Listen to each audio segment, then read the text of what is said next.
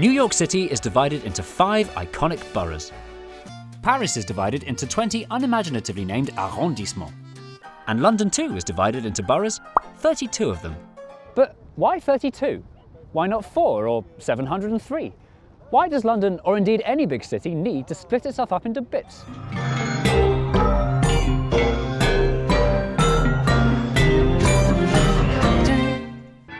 Greater London is f***ing enormous. With a population about the same as an entire Switzerland, if it were run by just one council, it would be gargantuanly huge compared to the next biggest one in England. A super council like this would be bureaucratic and inefficient, and there'd inevitably be whole neighbourhoods that get totally forgotten about. Another reason to divide London up is that it's not just big, it's diverse. From the touristy West End to the densely populated Victorian inner city to the leafy 20th century suburbs, different parts of the capital have different needs, and what they spend their money on is a local decision that should be decided locally. That's why the city is split into several subservient subsections. While London had been subdivided like this for centuries, it had never been subdivided very well. Before 1965, the area we now call Greater London was made up of 86 authorities, based mostly on ancient church parishes, many dating back to the Middle Ages. There's lots of evidence of the pre-1965 authorities you can still see today. Walking around London, you may notice street signs that bear unfamiliar names like Borough of St Pancras, Borough of Hampstead, Borough of Finsbury, Borough of Holborn, Borough of Paddington. Some of these old names survive today as parliamentary constituencies, and they also turn up in some unexpected places, such as St Marylebone Crematorium, which is nowhere near Marylebone, and St Pancras Cemetery, which is nowhere near St Pancras. These were named after the councils that built them and not their locations, which in those days were empty countryside. The presence of the ex-boroughs can also be felt in some of the lovely town halls they left behind. Lots of these Grade 2 listed buildings have been turned into things. Battersea Town Hall is now Battersea Arts Centre, Hampstead Town Hall is now Wack Arts Centre, Hornsey Town Hall is now Hornsey Town Hall Arts Centre, etc, etc, etc, etc, etc, etc. So what was wrong with these old boroughs, and why were they gotten rid of? Under the old system, in this small area of North Woolwich, the primary school was run by the County Borough of East Ham, the emergency services by the County Borough of West Ham, the public baths and library by the Metropolitan Borough of Woolwich, and the secondary school by the London County Council, all within a 5-minute walk of each other. The 86 authorities varied massively in size and what powers they had. There were too many of them and it was a cluttery mess. And so, in the late 50s, it was decided to slim down from 86 to a more manageable number. Suddenly, every authority in London was in danger of disappearing. Except one. Right in the middle of the map is the very small and very confusingly named City of London. This square mile on the site of Roman Londinium has always done things differently from the London that surrounds it. To this day, they have their own separate police force, separate taxes, and separate Lord Mayor. The corporation that runs the City of London is so old, nobody knows how old it is. The oldest document we can find is from around 12-something, with a little paragraph. We could talk for hours about what makes the City of London weird. Basically, due to its historical importance, the city was going to be left alone as it was, but the rest of London was getting a complete overhaul. This is the first attempt at a new map, drawn up in 1957 by the inventor of Greater London, Sir Edwin Herbert, with 52 new boroughs. So why wasn't it used? When this map was shown to the man who had to approve the new boroughs, Minister for Housing and Local Government Keith Sinjohn Joseph, he didn't like it for 2 reasons. I don't like it for 2 reasons.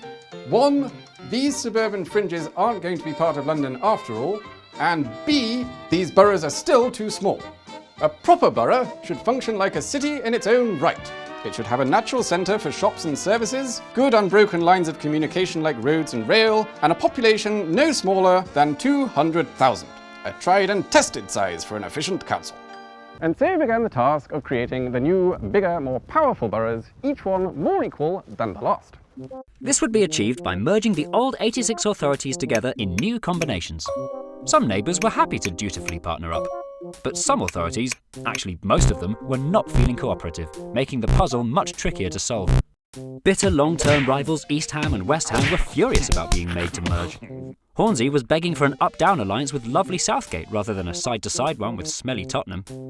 Woolwich was refusing to give up its weird little enclaves north of the River Thames, a map anomaly dating back to William the Conqueror. But this was precisely the sort of silliness getting rid of this entire exercise was the point of. Wandsworth argued that it already met the criteria to carry on as a borough on its own. And it did, but what would then have happened to Little Battersea? It couldn't join the surrounding Wandsworth or the new combined borough would be too big. The only solution was to slice the old Wandsworth in two. Fights like this were happening in every corner of the capital, but arguably Keith's most controversial combination was here in northwest London. Wembley was a mostly home-owning, mostly Tory-voting, leafy suburb. Willesden was a mostly renting, mostly Labour-voting urban neighbourhood. As well as being nothing alike, the two sides were isolated from each other.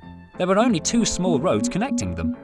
Keith was inundated with angry letters from both sides opposing the merger. But since all the surrounding boroughs had been solved really nicely, and he was in no mood to start all over again, the improbable and impractical shotgun marriage between Wembley and Willesden had to go ahead. There was no way to give all 86 authorities what they wanted, but of the thousands of potential solutions, Keith calculated that the pattern to make the fewest people unhappy was this one. The answer to the question, how many boroughs should Greater London have, was 32. In the end, Keith did rather a neat job, but the fighting was far from finished. The 32 new boroughs now needed names. Rather than cause any more arguments, Keith let the new boroughs come up with their own suggestions for what they should be called. But they came back with some really stupid names, like Osselton Gore, Sorensen Spread, Chigglwanwood, 32, and 3 of them wanted to be called Riverside, including one not on the river. If they want to be trusted to come up with their own names, they have to stick to these rules. A. Give clear indication of location. It's got to be somewhere people have heard of. 2. No silly made-up words. And most important of all, 4. Absolutely no double-barreled or unwieldy long names. Under these new rules, most boroughs chose one of their existing names.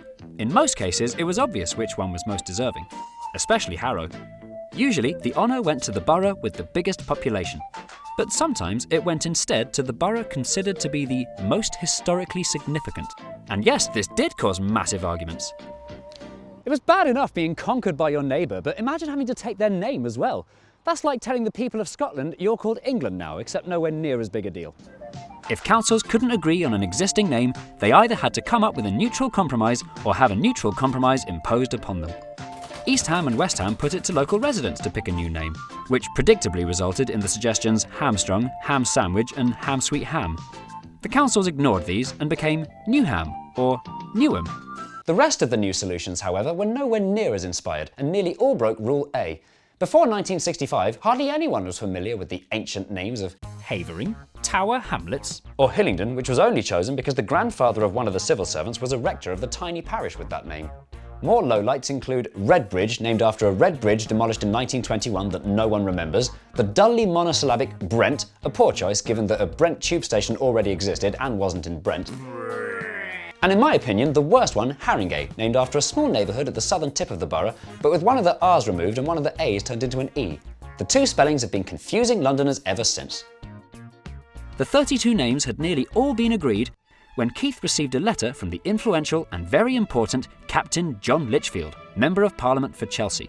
The letter said, "You better not forget the name Chelsea when you name our new borough, or I'm going to come round there and I'm going to wash this. But I already promised the Royal Borough of Kensington they could keep their name. He said. What could he do? To save his own skin, he let both sides have their way, producing the absurd dodecasyllabic The Royal Borough of Kensington and Chelsea. Keith's own rules made it very clear that this sort of name wasn't allowed, and it was quite an insult to the much larger groups of people who'd campaigned hard for And Deptford and Battersea. As usual, it was one rule for the very posh who get taken seriously when they complain, and another rule for everyone else. After decades of pressure, the ministry relaxed the ban on and in 1979 when Hammersmith gained an and Fulham, and in 1980 when Barking gained an and Dagenham. And that's how we got the 32 boroughs with the 32 names that we're still using today. But that's only half the story. How are the London boroughs run today? How is life different from one borough to the next? How can you tell when you've crossed a border from one to the other? And which borough has the best logo? Find out all of this and less in part 2. I'm thinking of downloading NordVPN to encrypt my internet traffic and protect my online identity. But before I do, I thought I'd better go around and ask my friends who have it why they like NordVPN so much. Why do you like NordVPN? It lets me use the internet without being tracked by advertisers. Why do you like NordVPN? I can use public Wi-Fi without worrying about security. Why do you like NordVPN? I can use it to watch content that's blocked in my country, like Netflix. Why do you like NordVPN? The logo's got a mountain in and I really like mountains. Why do you like NordVPN? Ribbit, I can use it to book cheaper hotels and flies. You mean flights? Nope. Why do you like NordVPN? I'm a penguin, I can't use a computer. Fair enough. Why do you like NordVPN? Fish noise! It's the most popular and best reviewed of all the VPNs! Wow. Hey, wise old owl. Everyone really likes NordVPN, but I'm worried I can't afford it. Well then, oh boy, have I got some exciting news for you. There's a limited time, very special offer. If you click on the link in the description below and use the coupon code JForeman, you get a 3-year plan of NordVPN for just £2.68 a month. That's a saving of 70%, plus an extra month for free. And just for Easter, there's a special gift selected at random of either an extra month or even an extra year for free, to wit to woo. And the very generous 30-day money-back guarantee means it's basically a free trial, so there's literally nothing stopping you. And you'll help support Jay Foreman's YouTube channel. Wow, thanks, wise old owl. I'll go click on the link in the description right now. Not so fast. Before you download NordVPN, I should remind you that owls eat mice. Oh no! Ow!